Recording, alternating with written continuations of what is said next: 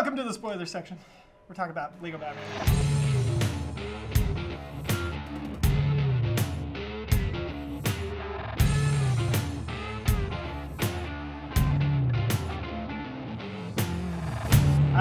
Lego Batman. All right, so... Ready? Yeah, spoiler section. So, I actually...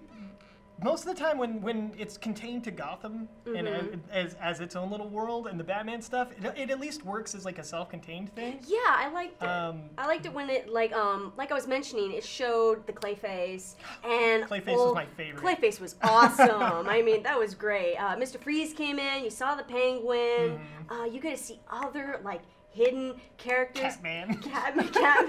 I think I saw the Batman. Yeah, Man-Bat. Man-Bat, sorry. I saw the Batman, of course I saw the Batman. Man-Bat, Condiments Man was there. Calendar Man. Calendar Man, he was hidden in the background. I wish he got more. He got a little, like, they named him at least, so. At least they named him. God, I'm so glad they brought in the Condiments Man. Guys, I love that guy. I love that they brought in the Lego Bane, which can't move very much. Right. And they didn't animate him like he could move much. That made me laugh.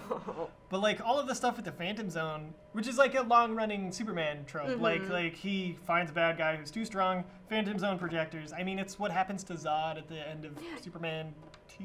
Yeah. I want to say 1 or 2. I can't remember, but so that's like a long-running thing, but it was so weird. Yeah, it caught me a little off guard, especially since it showed a clip from the Lego movie. I was like, what is going on? Well, and apparently it's also just a portal to like all of the properties that Lego has licensed. Apparently, yeah. Which Lego Dimensions felt super weird. Like I would love just a Lego Dimensions movie. Like that I would be super into. I mean, that's kind of what the Lego movie was. But like the Lego Batman one, when they bring in Voldemort, and they bring in the Gremlins, the Daleks, and they bring in the Daleks, and it's like what? I mean, it's great because for nerds, we're like, yeah, but at the same time, you're like, they're not part of. And there was really confusing things like King Kong and the Gorgon from Clash of the Titans. Godzilla was in there. That was actually the Gorgon from Clash of the Titans. Oh, really? Yeah, which like great kids Teen Titans go to Tokyo. No, not that one. Clash of the Titans. Clash the of the Clash of the 70s or 80s. Harryhausen. Oh, I haven't seen it yet. Oh, it's classic cheese. Oh my God. Again, and that's like kids don't know who that is. Yeah. But he's like a major plot point in it. Like yeah, I there could was see a couple things you had to really think about. I mean, Sauron was there. I mean, he was really easy to point out. So confusing. Like I didn't understand including like other than like, oh, Lord of the Rings fans love him, but like Sauron? Really? That was I mean, Lord of the Rings, other than Batman, hits my heart, but at the same time, like that. You could have thrown in the wraiths or whatever, the ring wraiths, or an orc or two and stuff, and it would have made like they brought in people who were so powerful that watching Batman beat them was like, it's like the because I'm Batman, like, which is.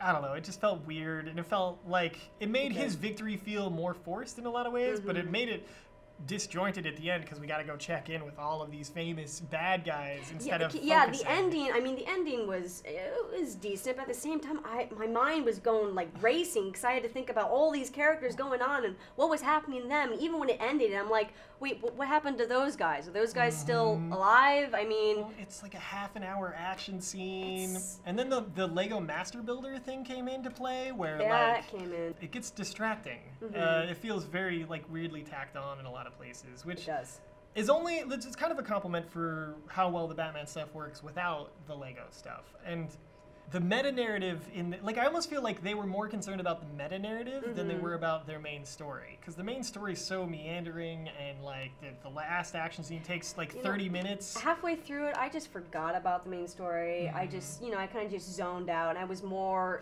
just staying in my seat. One, because I was like, this is a comfy seat, and secondly, it was because I was waiting to see if I could find any more Easter eggs, find any more like Batman villains that I didn't see before.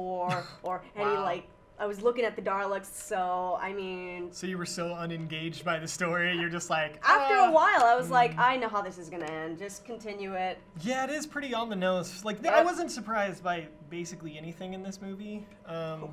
Which, you know, again, it's for kids. Like, maybe they're not beaten to death with the narratives as much. They probably don't probably know Batman as well as we do. Yeah. And they haven't been indulged in it as long as we have. So, I mean, we know Batman. We know what he's going to do and how he does it. Yeah. So that's probably why we knew how it was going to end. Yeah. Well, I felt like they were trying to do a thing where the main story is for, like, kids, and then this meta-narrative on, like, how Batman should be portrayed was for the adults. But that meta-narrative is very, that anti-Batman thing, that anti-comics fans thing that I was talking about in the spoiler-free section. Like, it's weird that the storyline they made for the older audience to enjoy this movie is just giving them the finger the whole time. So, it's so strange. Shit through the heart, man. Shit through the heart. It's weird, right? Because, like, it's a good movie, and I want to recommend it. Yeah, and I want to be like, Lego is super cool. I like what they do. You remember how excited I was for this? Absolutely. I'm like, I was so excited for this. But then after a while, I was just like,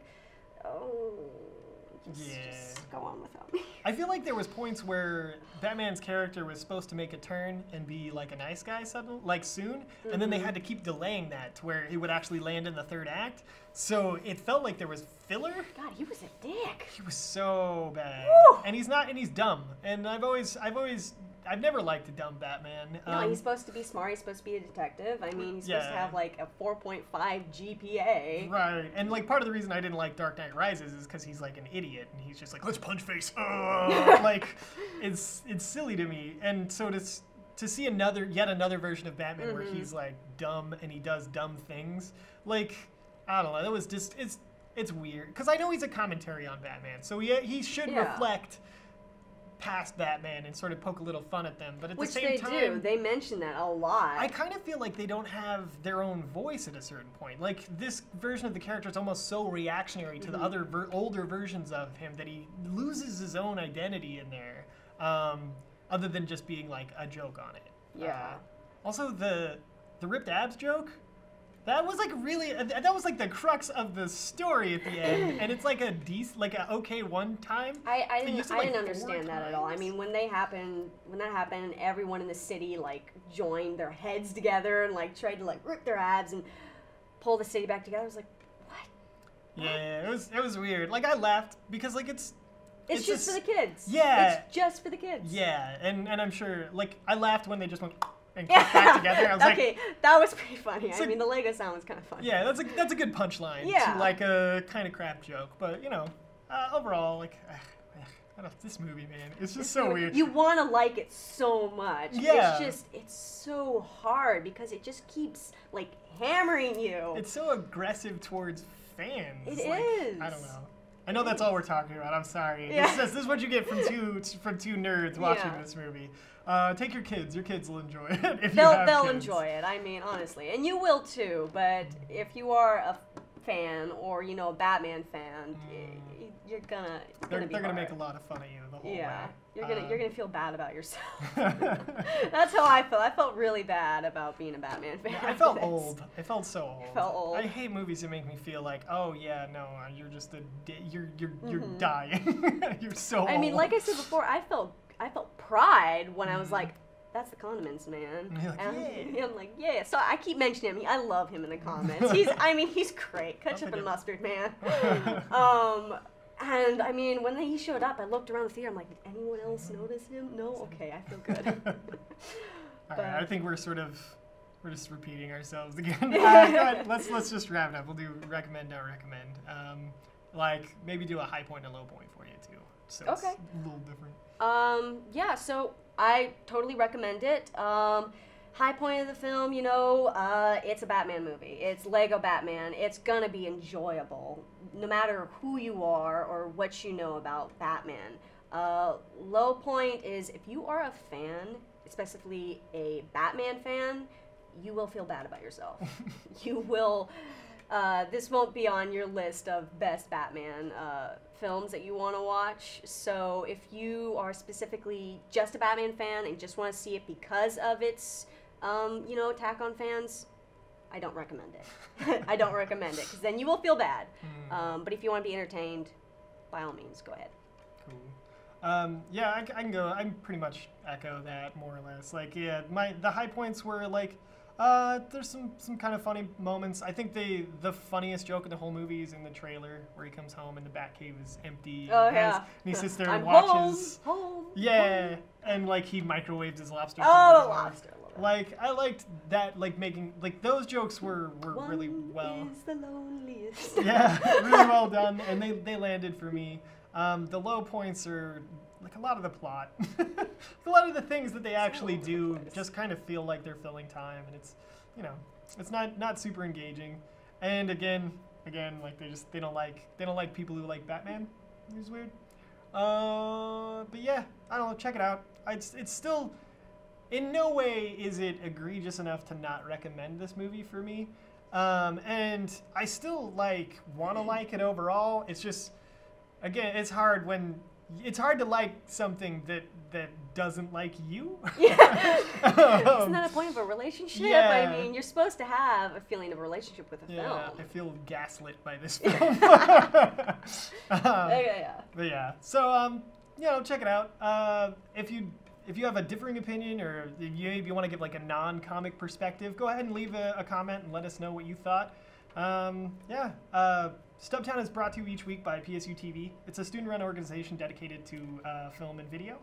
If you'd like to be involved, just shoot us an email at info@psu.tv, and we'll get you on a show. We have live concert series, we have Sutbtown, where you have a documentary series, we have all sorts of avenues for filmmaking. So if that interests you, reach out. Come on by. We don't bite. Yeah, we're also in the sub-basement. So if in the Smith Memorial Student Union. It's our Batcave. Yeah. So there's the basement. You just keep going. You can't miss it. That's it for Sutbtown this week. We'll see you next week for A Cure for Wellness.